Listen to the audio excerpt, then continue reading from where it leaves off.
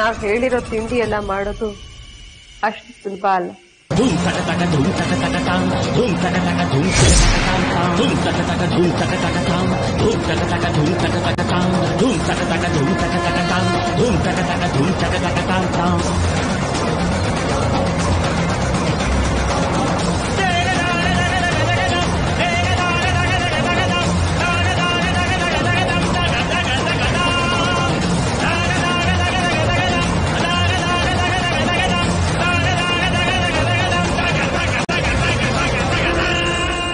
ನೋಡ್ತಿದ್ದ ಮೀನಾಕ್ಷಿ ಬೇಡ ಅಂತ ಹೇಳಿದ್ರು ಅವಳು ಅಡ್ಗೆ ಮಾಡ್ತಾನೆ ಇದ್ದಾಳೆ. ಮಾಡ್ಲೇಬೇಕಲ್ಲ, ಇಲ್ಲಾಂದ್ರೆ ನಮ್ಮನ್ಸ್ ಗೆಲ್ಲೋದಕ್ಕಾಗಲ್ವಲ್ಲ.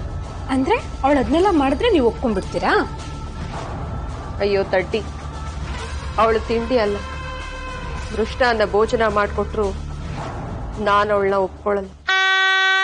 ಅವಳು ಎಕ್ಸಾಮ್ಗೆ ಹೋಗೋದನ್ನ ತಡೆಯೋದಷ್ಟೇ ನನ್ನ ಉದ್ದೇಶ. ಅವಳು ಎಕ್ಸಾಮ್ ಬರೀದೆ ಹೋದ್ರೆ ಮೀನಾಕ್ಷಿ ಹೇಳ್ದ ಹಾಗೆ ಅವಳು ಪಾಸ್ ಆಗೋದಕ್ಕಾಗಲ್ಲ. ಆಗ ಅವಳು ಮೀನಾಕ್ಷಿಗೆ ದೂರ ಆಗ್ತಾಳೆ ಅಂದ್ಮೇಲೆ ನಮಗ್ ಹೇಗೆ ಹತ್ರ ಆಗೋದಕ್ಕೆ ಸಾಧ್ಯ? ಆದ್ರೂ ಅವಳು ಮಾಡ್ತಿರೋದ್ ನೋಡಿದ್ರೆ ಬೇಗ ಬೇಗ ಮಾಡಿ ಮುಗಿಸ್ಬಿಡ್ತಾಳೆ ಅನ್ಸ್ತಿದೆ. ಅದಕ್ಕೆ ನಾವು ಬಿಡ್ಬೇಕಲ್ಲ.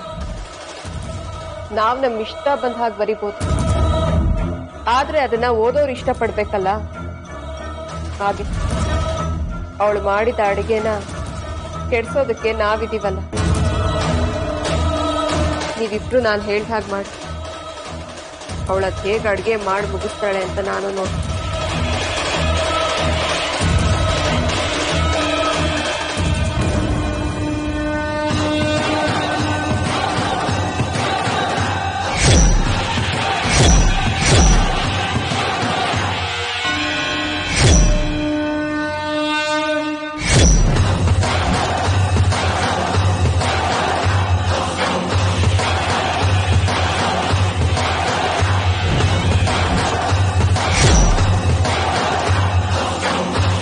ಈಗ ನೀವಿಬ್ರು ನಾನು ಹೇಳ್ದ ಹಾಗೆ ಮಾಡಿ ಅವಳದ್ ಹೇಗೆ ಅಡ್ಗೆ ಮಾಡಿ ಮುಗಿಸ್ತಾಳೆ ನಾನು ನೋಡ್ತೀನಿ.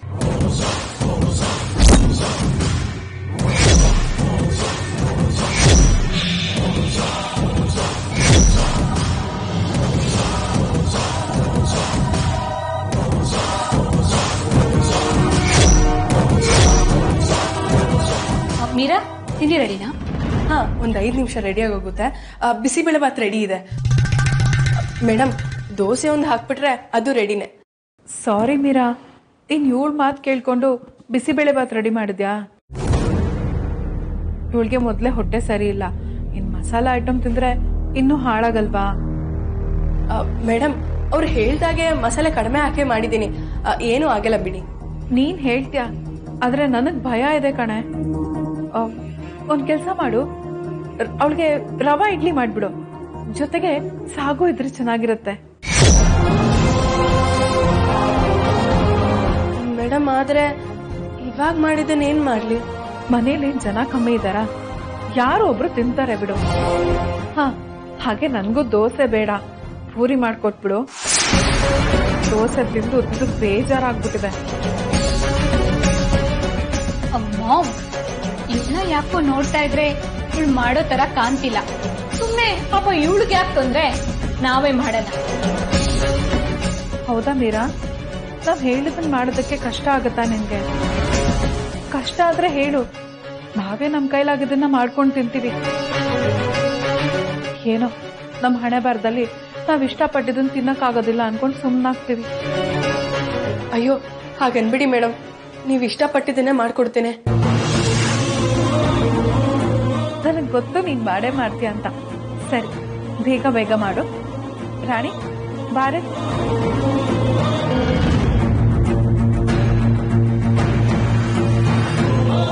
ಅಯ್ಯೋ, ಟೈಮ್ ಬೇರೆ ಆಗ್ತಿದೆ, ಕೆಲ್ಸಗಳು ಇನ್ನೂ ಜಾಸ್ತಿನೇ ಇದೆ, ಬೇಗ ಬೇಗ ಮಾಡ್ಬೇಕು.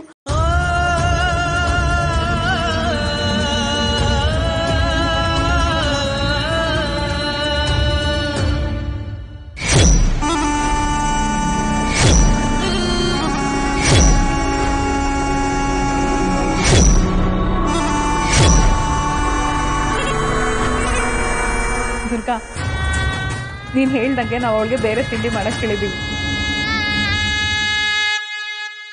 ಅಕ್ಕ ಆಗ ಅವಳ ಮುಖ ನೋಡ್ಬೇಕಿತ್ತು. ಇದನ್ನೆಲ್ಲ ಇವತ್ತೇ ಮಾಡಿ ಮುಗಿಸ್ಬೇಕು ಅನ್ನೋ ತರ ಇತ್ತು. ಆದ್ರೂ ಒಪ್ಕೊಂಡಿದ್ದಾಳೆ. ಅವಳು ಹೇಗ್ ಮಾಡ್ತಾಳೆ ಅಂತ ನಾವು ನೋಡ್ತೀವಲ್ಲ. ಇವತ್ತು ಇಡೀ ದಿವಸ ಅವಳ ಅಡ್ಗೆ ಮನೆಯಲ್ಲೇ ಕೊಳೆಯೋ ಹಾಗಾಗತ್ತೆ. ನನಗೇನೋ ಹಾಗಾಗಲ್ಲ ಅನ್ಸ್ತಿದೆ ದುರ್ಗಾ. ಯಾಕೆ? ನೀವ್ ಹೋಗಿ ಅವಳಿಗೆ ಸಹಾಯ ಮಾಡಿ ಎಲ್ಲಾ ತಿಂಡಿ ಮಾಡಿ ಮುಗಿಸೋ ಹಾಗೆ ಮಾಡ್ತೀರಾ? ನಿನ್ಗೆ ತಲೆ ಕೆಟ್ಟಿದ್ಯಾ? ಅವಳು ಎಕ್ಸಾಮ್ ಬರೀಬಾರ್ದು ಅಂತ ನಾವು ಹೋಗಿ ಟಾರ್ಚರ್ ಕೊಡ್ತಿದ್ರೆ ಹೋಗಿ ಸಹಾಯ ಮಾಡ್ತೀಯ ಅಂತ ಕೇಳ್ತಿದ್ಯಲ್ಲ. ಮತ್ತೆ ಅವಳು ಮಾಡ್ತಾಳೆ ಅಂತ ಹೇಗೆ ಹೇಳ್ತೀರಾ? ಈಗಾಗ್ಲೇ ನಾವು ಹೇಳಿರೋದ್ರಲ್ಲಿ ಅರ್ಧ ಅಡ್ಗೆ ಮಾಡಿ ಮುಗಿಸ್ಬಿಡ್ತಾಳೆ. ಇನ್ನೊಂದ್ ಸ್ವಲ್ಪ ಹೊತ್ತಲ್ಲಿ ಎಲ್ಲನೂ ಮಾಡಿ ಮುಗಿಸ್ಬಿಡ್ತಾಳೆ ಅನ್ಸ್ತಿದೆ. ಬರೀ ಫಾಸ್ಟ್ ಅಲ್ಲ, ಸೂಪರ್ ಫಾಸ್ಟ್ ಆಗಿದ್ದಾಳೆ ಅವಳು. ಅವಳು ಎಷ್ಟೇ ಫಾಸ್ಟ್ ಆದ್ರೂ ಅದಕ್ಕೆ ಹೇಗ್ ಬ್ರೇಕ್ ಹಾಕ್ಬೇಕು ಅಂತ ನನಗ್ ಚೆನ್ನಾಗ್ ಗೊತ್ತು. ಆ ಭಗವಂತನ್ ಕಣ್ತಪ್ಸಿ ಓಡಾಡ್ಬೋದು, ಆದ್ರೆ ಈ ದುರ್ಗಾ ಕಣ್ತಪ್ಸಿ ಬದುಕಕ್ಕಾಗಲ್ಲ. ಅಕ್ಕ ಅಲ್ಲಿ ನೋಡಿ, ಅಣ್ಣ ಅದಕ್ಕೆ ಅಡ್ಗೆ ಮನೆಗೆ ಹೋಗ್ತಿದ್ದಾರೆ. ಅವ್ರಿಗೇನಾದ್ರೂ ಅಲ್ಲಿ ಹೋದ್ರೆ ನೀರ ತಲೆ ಕೆಡಿಸ್ತಾರೆ. ಏನಾದ್ರೂ ಮಾಡಿ ಅಕ್ಕ. ವಿಜಯ ಬಾಯಿ. ವಿಜಯ ಅವ್ರು ಕರೀತಾ ಇರೋ ನಿನ್ನ, ನೀನ್ ಹೋಗ್ಬಿಟ್ಬಾ. ಅಲ್ಲಿವರೆಗೂ ಈ ಅಡ್ಗೆ ಮನೆಯಲ್ಲಿ ಏನ್ ಮಾಡ್ತಾ ಇದ್ದಾರೆ ಅನ್ನೋದನ್ನ ನಾನು ಟೇಸ್ಟ್ ನೋಡ್ತಾ ಇರ್ತೀನಿ. ನೀವು ಬನ್ನಿ ರಾಮು, ನಿಮ್ ಹತ್ರನೂ ಮಾತಾಡ್ಬೇಕು. ಓಕೆ.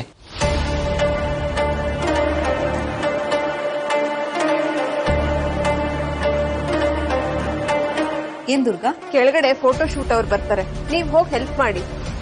ಅಡ್ಗೆ ಮಾಡೋದಕ್ಕೆ ಮೀರಾ ಇದ್ದಾಳೆ, ನೀವ್ ಚಿಕ್ಕಮ್ಮಂಗ್ ಹೆಲ್ಪ್ ಮಾಡ್ಬಾರ್ದಾ? ಅಯ್ಯೋ, ಅಲ್ಲಿ ನಡೀತಾ ಇರೋದು ಫೋಟೋ ಶೂಟ್ ತಾನೆ, ಏನ್ ಶೂಟಿಂಗ್ ಅಲ್ವಲ್ಲ, ಅವರೇ ನೋಡ್ಕೊಳ್ತಾ ಇರ್ಬಿಡಿ. ದುರ್ಗಾ, ನಮಗ್ ಹೋಗಿ ಸಹಾಯ ಮಾಡಿ ಅಂತ ಹೇಳ್ತಿದ್ಯಲ್ಲ, ಅದ್ರ ಬದಲು ನೀನೇ ಹೋಗಿ ಸಹಾಯ ಮಾಡ್ಬೋದಲ್ಲ. ಅಲ್ಲಿ ನಿಮ್ಮ ಮಾವ ನಿಂತಿರೋದು ಗೊತ್ತಿಲ್ವಾ? ನಾವು ಹೋದ್ರೆ ಗುರ್ರ ಅಂತಾರೆ, ಅದಕ್ಕೆ ನಿಮ್ಮನ್ ಹೋಗಿ ಅಂತಿರೋದು. ಹೌದು ಅದಕ್ಕೆ ನಾನು ಆಗ್ಲೇ ಹೋಗಿ ಅವ್ರ ಜೊತೆ ನಂದು ಒಂದ್ ಫೋಟೋ ಶೂಟ್ ಮಾಡಿ ಅಂತ ಹೇಳ್ದೆ. ಆದ್ರೆ ಅವರು ನನ್ಗೆ ಬೈದ್ ಕಳ್ಸಿದ್ರು. ಈಗ ಕೇಳಿದ್ರೆ ಬೈಯೋದಲ್ಲ, ನಾನಾಗಿದ್ರೆ ಹೊಡೆದೇ ಕಳಿಸ್ತಾ ಇದ್ದೆ. ಫಸ್ಟ್ ಓದಿನ ಕಡೆ ಗಮನ ಹಾಕೊಂಡು ಆಮೇಲೆ ಫೋಟೋ ಶೂಟ್ ಮಾಡ್ಸೋ ಅಂತೆ. ಹೋಗ್ಲಿ ಬಿಡಿ ರಾಮ್, ಇವಳಂತೂ ಚಿಕ್ಕ ಹುಡುಗಿ. ನೀವಿಬ್ರು ಹೋಗಿ ಚಿಕ್ಕಮ್ಮಂಗ್ ಹೆಲ್ಪ್ ಮಾಡ್ಬೋದಲ್ವಾ? ಅವ್ರ ಫೋಟೋಗ್ ಹೇಗ್ ನಿಂತ್ಕೋಬೇಕು, ಹೇಗ್ ಪೋಸ್ ಕೊಡ್ಬೇಕು, ಇದೆಲ್ಲ ಹೇಳ್ಕೊಟ್ರೆ ಚಿಕ್ಕಮ್ಮಂಗ್ ಖುಷಿ ಆಗತ್ತೆ. ಜೊತೆಗೆ ಅವ್ರ ದೃಷ್ಟಿನಲ್ಲಿ ನೀವು ಒಳ್ಳೆಯವರಾಗ್ತೀರಾ. ಹೌದಲ್ವಾ ವಿಜಯ್? ನಡಿ ಹೋಗೋಣ. ತಿಂಡಿ ರೆಡಿ ಆದ್ಮೇಲೆ ಮೀರಾ ಕರೆದೇ ಕರೀತಾರೆ, ಆಗ ಹೋಗಿ ಬಾರಿಸಿದ್ರೆ ಆಯ್ತು. ನೀವ್ ಹೋಗಿ, ನಾನು ಮೀರಂಗ್ ಸಹಾಯ ಮಾಡ್ಬೇಕು. ಅವಳಿಗೆ ನಾನ್ ಹೆಲ್ಪ್ ಮಾಡ್ತೀನಿ, ನೀವ್ ಹೋಗಿ. ಸರಿ ಬಾ ವಿಜಯ್. ಅಯ್ಯೋ ಬಾ ವಿಜಯ್.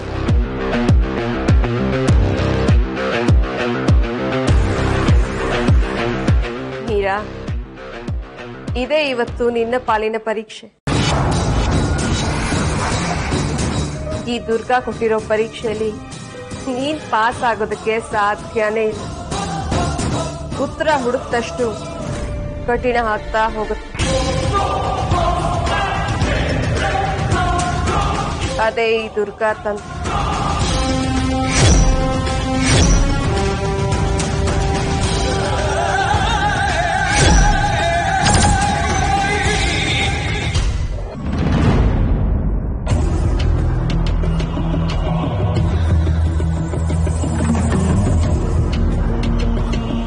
ಏನಿದು, ಇನ್ನು ತಿಂಡಿ ಮಾಡಿದ್ ಮುಗ್ದೇ ಇಲ್ವಾ? ನಿನಗೆ ಎಕ್ಸಾಮ್ ಇದೆ ಅಂತ ಗೊತ್ತಿದೆ ತಾನೆ? ಗೊತ್ತಿದೆ ಅಮ್ಮ. ಮತ್ತೆ ಗೊತ್ತಿದ್ರು ನಿನಗ್ ಸ್ವಲ್ಪ ಕೂಡ ಟೆನ್ಷನ್ ಆಗ್ತಿಲ್ವಾ? ಆಗದೆ ಇರುತ್ತಮ್ಮ. ನೋಡು, ನಾನು ಅರ್ಜೆಂಟ್ ಮಾಡಿದ್ದಕ್ಕೆ ನೀ ಕೈ ಸುಟ್ಕೊಂಡೆ. ಕೊಡಿಲಿ, ಏನಾಗಿದೆ ಅಂತ ನೋಡ್ತೀನಿ. ಏನು ಆಗಿಲ್ಲ ಅಮ್ಮ, ಇದು ನಿಮ್ಗೆ ಸೇವೆ ಮಾಡಿರೋ ಕೈ, ಈ ಕೈಗೆ ಏನು ಆಗಲ್ಲ. ಅಡಿಗೆ ಮಾಡುವಾಗ ಇದೆಲ್ಲ ಮಾಮೂಲಿ. ಎಷ್ಟೇ ಕಷ್ಟ ಇದ್ರೂ ನೀ ಬಾಯಿ ತುಂಬಾ ನಗ್ತಾ ಇರ್ತೀಯಲ್ಲ, ಅದಕ್ಕೆ ಕಷ್ಟಗಳೆಲ್ಲ ನಿನ್ನಿಂದ ದೂರ ಓಡೋಟೋಗತ್ವೆ.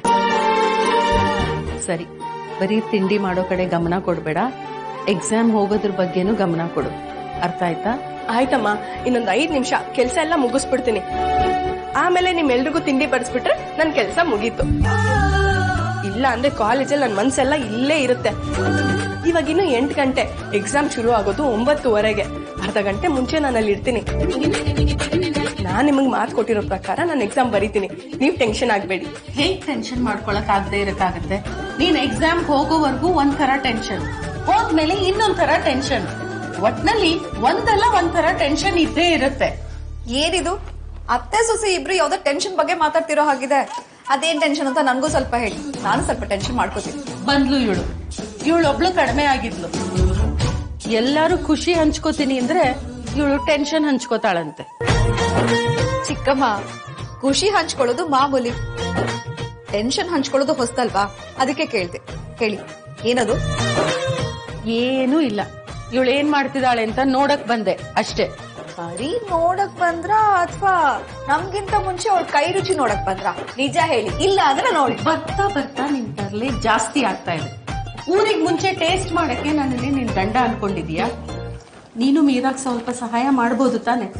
ನೋಡು, ಎಕ್ಸಾಮ್ ಟೆನ್ಷನ್ ಅಲ್ಲಿ ಅವಳು ಕೈ ಸುಟ್ಕೊಂಡ್ಲು. ಅಯ್ಯೋ ಹೌದಾ? ಹಾಗಾದ್ರೆ ಮುಲಾಮ್ ತಂದ್ಕೊಡ್ತೀನಿ. ಚಿಕ್ಕಮ್ಮ, ಅವಳ ಕೈಗೆ ಹಚ್ಬಿಡಿ. ಮುಲಾಮ್ ಬೇಕಾಗಿರೋದು ಇವಳ್ಗಲ್ಲ, ನಿನ್ ತಲೆಗೆ. ಮೀರಾ, ಹುಷಾರಾಗೆ ಕೆಲಸ ಮಾಡು, ಅರ್ಥ ಆಯ್ತಾ? ನೀನ್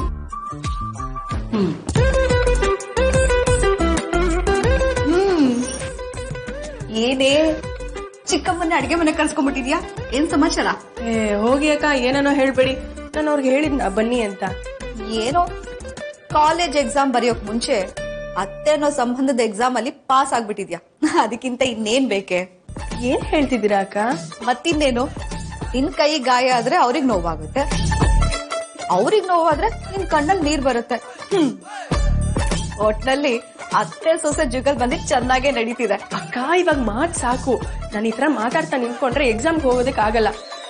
ನಾನು ಎಕ್ಸಾಮ್ ಬರ್ದು ಬಂದ್ಮೇಲೆ ಎಷ್ಟು ಬೇಕಾದ್ರೂ ನನ್ನ ಕಾಡ್ಸಿ. ಅಕ್ಕ ಇವಾಗ ಹೋಗಿ ಎಲ್ರು ತಿಂಡಿ ಕರೀರಿ, ಹೋಗಿ.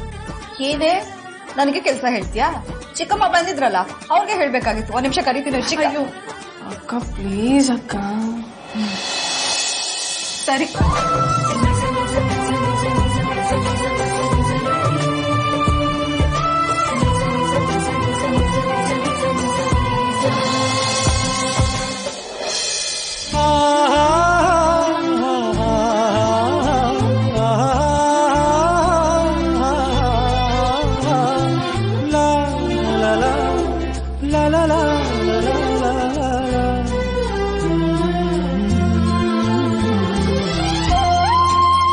ಏನಿವತ್ತು ಇಷ್ಟೊಂದು ಐಟಮ್ ಮಾಡಿದ್ಯಾ? ಬೆಳಗ್ಗಿಂದ ಇಷ್ಟೆಲ್ಲ ತಿಂಡಿ ಮಾಡ್ತಾ ಇದ್ಯಾ?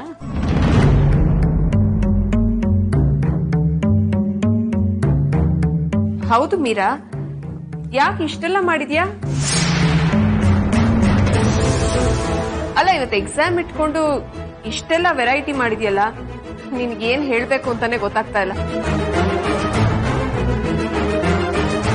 ನೀನಿವತ್ ತಿಂಡಿ ಮಾಡದೆ ಹೋದ್ರೂ ನಡೀತಾ ಇತ್ತು. ನಮ್ಗೆ ತಿಂಡಿಗಿಂತ ನಿನ್ನ ಎಕ್ಸಾಮೇ ಮುಖ್ಯ.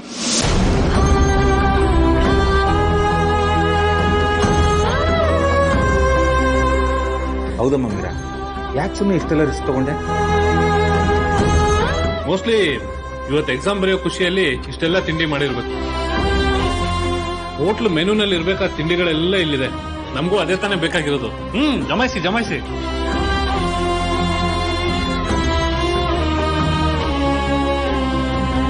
ಮೀರಾ, ಇಷ್ಟೆಲ್ಲ ತಿಂಡಿ ಮಾಡೋದಕ್ಕೆ ಯಾರು ಹೇಳಿದ್ದು ನಿನಗೆ?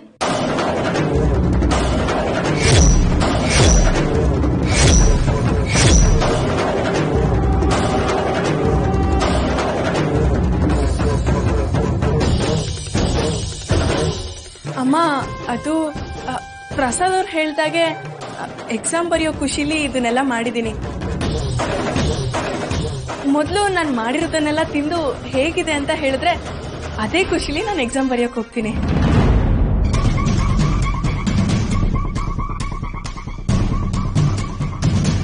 ಒಟ್ನಲ್ಲಿ ಇವತ್ತು ಈ ಮನೆ ಪಾಲಿಗೆ ನೀನೇ ಅನ್ನಪೂರ್ಣೆ.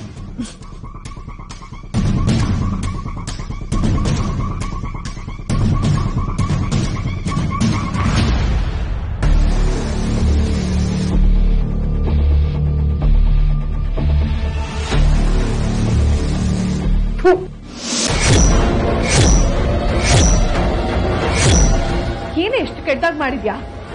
ನನ್ ಕತೆ ಇರ್ಲಿ, ಮೊದ್ಲೇ ಅವಳಿಗೆ ಹೊಟ್ಟೆ ಸರಿ ಇಲ್ಲ ಅಂತ ಹೇಳಿದೀನಿ. ಇಷ್ಟು ಮಸಾಲೆ ಹಾಕಿದ್ಯಲ್ಲ. ನೀನ್ ಎಕ್ಸಾಮ್ಗೆ ಹೋಗೋ ಅವಸರದಲ್ಲಿ ನಮ್ಮನ್ನ ಹಾಸ್ಪಿಟಲ್ ಸೇರಿಸ್ಬೇಕು ಅಂತ ಪ್ಲಾನ್ ಮಾಡಿದ್ಯಾ?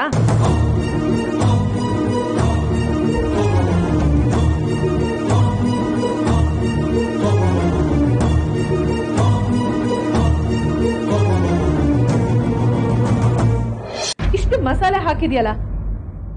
ನೀನ್ ಎಕ್ಸಾಮ್ಗೆ ಹೋಗೋ ಅವಸರದಲ್ಲಿ ನಮ್ಮನ್ನ ಹಾಸ್ಪಿಟಲ್ ಸೇರಿಸ್ಬೇಕು ಅಂತ ಪ್ಲಾನ್ ಮಾಡಿದ್ಯಾ?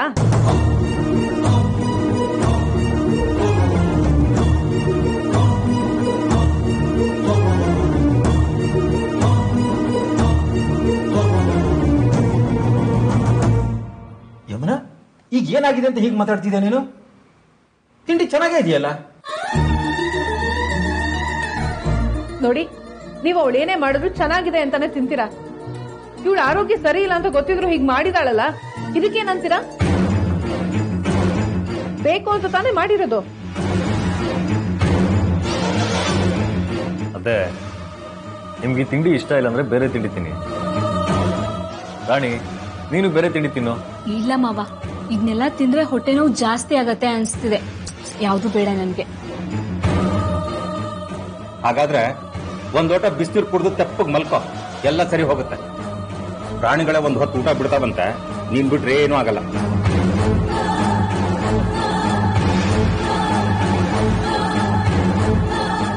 ರೀ, ನಿಮ್ಮನ್ನ ನನ್ ಗಂಡ ಅಂತ ಹೇಳ್ಕೊಡೋದಕ್ಕೆ ನಾಚಿಕೆ ಆಗತ್ತೆ.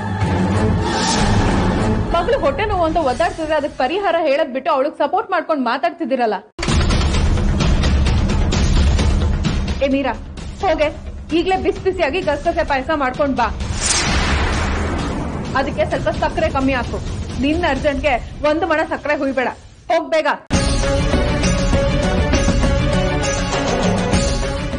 ಸರಿ ಮೇಡಮ್. ಮೀರಾ ನಿಂತ್ಕೋ. ಬೆಳಗ್ಗೆಯಿಂದ ಮಾಡಿರೋದೇ ಸಾಕು. ಇಷ್ಟೆಲ್ಲ ತಿಂಡಿ ಮಾಡಿದ್ಯಾ? ಮತ್ತೆ ಮಾಡೋ ಅಗತ್ಯ ಇಲ್ಲ. ರಾಣಿ, ನೀನ್ ಆ ರವೆ ಇಡ್ಲಿ ಬಿಟ್ಟು ಪ್ಲೇನ್ ಇಡ್ಲಿ ತಿನ್ನು, ಎಲ್ಲ ಸರಿ ಹೋಗುತ್ತೆ. ಹಾಗೂ ಸರಿ ಹೋಗ್ಲಿಲ್ಲ ಅಂದ್ರೆ ನಾನೇ ನಿಮ್ಗೆ ಗಸಗಸೆ ಪಾಯಸ ಮಾಡ್ಕೊಡ್ತೀನಿ.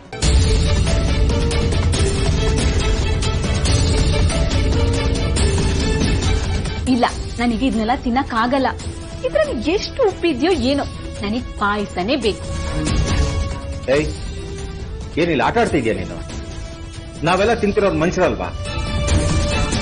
ನೋಡ, ನಿನಗೆ ಅಷ್ಟೊಂದು ಹೊಟ್ಟೆ ನೋವಿದ್ರೆ ಡಾಕ್ಟರ್ ಹತ್ರ ಹೋಗಿ ತೋರ್ಸ್ಕೊಂಡ್ ಬರ್ಬೇಕಾಗಿತ್ತು. ಇಲ್ಲ ಅಂದ್ರೆ ನಿನಗೆ ಏನ್ ಬೇಕೋ ಅದನ್ನ ಮಾಡ್ಕೊಂಡು ತಿನ್ಬೇಕಾಗಿತ್ತು. ಆಗೊಂದ್ ಹೇಳಿ ಈಗೊಂದ್ ಹೇಳಿದ್ರೆ ಪಾಪ ಈ ಹುಡುಗಿ ಏನ್ ಮಾಡ್ತಾಳೆ? ಬರೀ ನಿಮ್ ಚಾಕ್ರಿಗಳನ್ನ ಮಾಡ್ತಾ ಇದ್ರೆ ಆ ಎಕ್ಸಾಮ್ ಬರೋದು ಯಾವಾಗ ಹುಡುಗಿ? ನೋಡ, ಸುಮ್ನೆ ಇದ್ದನ್ನ ತಿಂದು ಎದ್ದೇಳು. ಒಟ್ಟಲ್ಲಿ ನನಗೆ ಈ ಮನೇಲಿ ಮರ್ಯಾದೆ ಕಡಿಮೆ ಆಗ್ತಿದೆ ಅನ್ನೋದು ಗೊತ್ತಾಗ್ತಿದೆ. ನಮ್ಗೆ ತಿಂಡಿನೂ ಬೇಡ, ಏನು ಬೇಡ. ರಾಣಿ, ರಾಣಿ,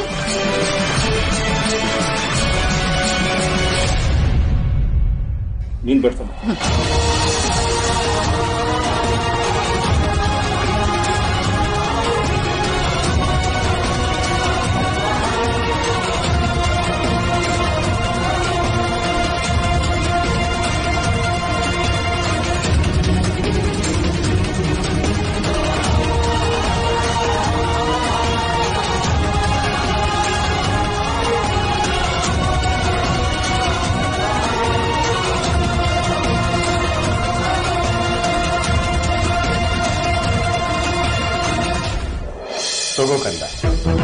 ಲಕ್ಷ್ಮಣ ರೇಖೆನ ದಾಟಿ ಹೊರಗಡೆ ಹೋಗ್ಬೋದು, ಆದ್ರೆ ಈ ದುರ್ಗಾ ಹಾಕೋ ರೇಖೆನ ದಾಟಿ ಅವಳು ಮನೆಯಿಂದ ಹೊರಗಡೆ ಹೋಗೋದಕ್ಕೆ ಸಾಧ್ಯನೇ ಇಲ್ಲ. ಅವಳು ಹೊಸಲು ದಾಟಿ ಹೇಗ್ ಹೋಗ್ತಾಳೆ ಅಂತ ನಾನು ನೋಡ. ಪರೀಕ್ಷೆನ ಚೆನ್ನಾಗಿ ಬರೆದು